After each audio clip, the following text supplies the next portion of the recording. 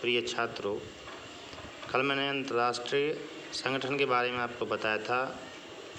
इसका गठन, इसके उद्देश्य, इसके विभिन्न अंग, संगठनों के बारे में बताया था। आज हम इसी क्रम में आगे बढ़ते हुए आपको संयुक्त राष्ट्र संघ के प्रमुख अंगों के बारे में बता रहे हैं। तो संयुक्त राष्ट्र संघ ने अपने कार्यों को सुगमता से पूर्ण करने के लिए विभिन्न भागों में बांट लिया है। इसके आधार पर संयुक्त राष्ट्र को 6 अंगों में विभाजित किया गया है। ये 6 अंग इस प्रकार से हैं। सबसे पहले इसमें है सुरक्षा परिषद, संयुक्त राष्ट्र सुरक्षा परिषद। तो आइए इसको आगे बढ़ते हुए इसको पढ़ते चलें। सुरक्षा परिषद यह दुनिया की पुलिसमैन तथा संयुक्त राष्ट्र संघ का हृदय कही जाने वाली संस्था है, अर्थात यह दुनिया को सुरक्षा प्रदान करने वाली संस्था है। सुरक्षा परिषद में 1 जनवरी 1966 से 15 सदस्य हैं। इसमें से 5 स्थायी अमेरिका, रूस, ब्रिटेन, फ्रांस और चीन तथा 10 अस्थायी सदस्य हैं, जिनका चुनाव 2 वर्ष के लिए महासभा द्वारा होता है।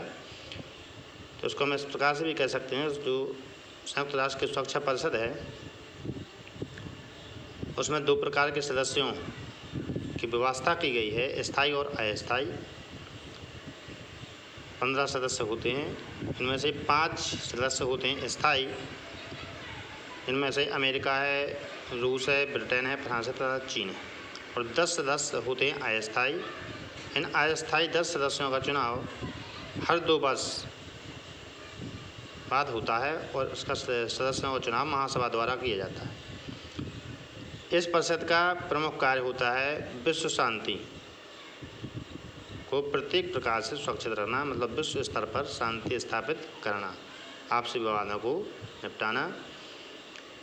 फिर महासभा की जो सुरक्षा परिषद है उसके सदस्यों को कुछ विशेष अधिकार प्रदान किए गए हैं। इनमें से एक है वीटो पावर या निषेधाधिकार। तो यह केवल स्थायी सदस्यों को ही, सुरक्षा परिषद के स्थायी सदस्यों को ही प्रदान किया गया है। वीटो पावर होता है स्थायी सुरक्षा परिषद को उसके सदस्य जो देश हैं, यदि किसी भी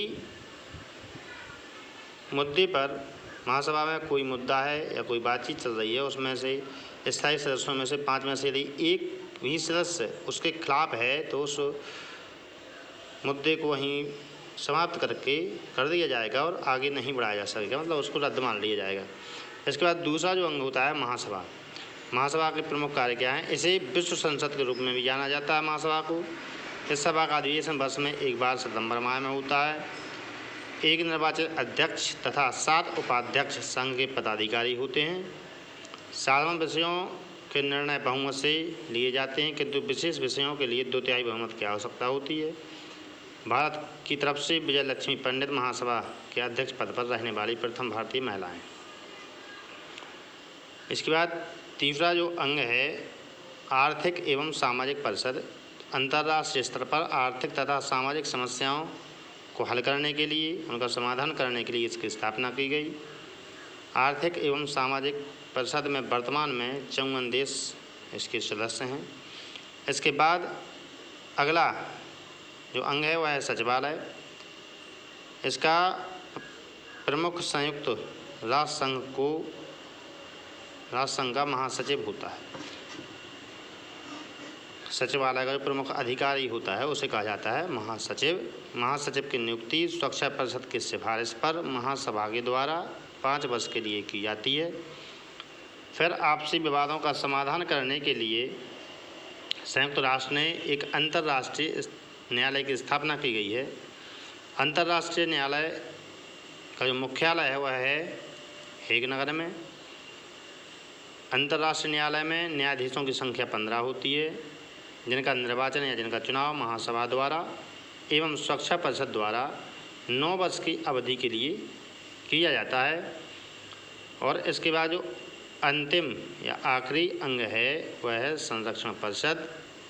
इसका कार्य होता है अविकसित तथा पिछड़े प्रदेशों के हितों की रक्षा करना, अर्थात ऐसे देश जो अविकसित हैं और अत्यधिक रूप से पिछड़े हुए हैं उनके हितों को ध्यान में रखकर कार्य करना।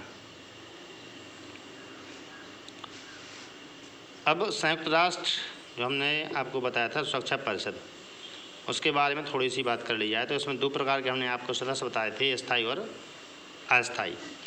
तो स्थायी सुरक्षा परिषद में 5 स्थायी सदस्य होते हैं। इसमें 5 स्थायी सदस्य हैं, वे हैं अमेरिका, रूस, ब्रिटेन, फ्रांस और चीन। इन्हीं सदस्यों को वीटो पावर या निषेधाधिकार प्राप्त है।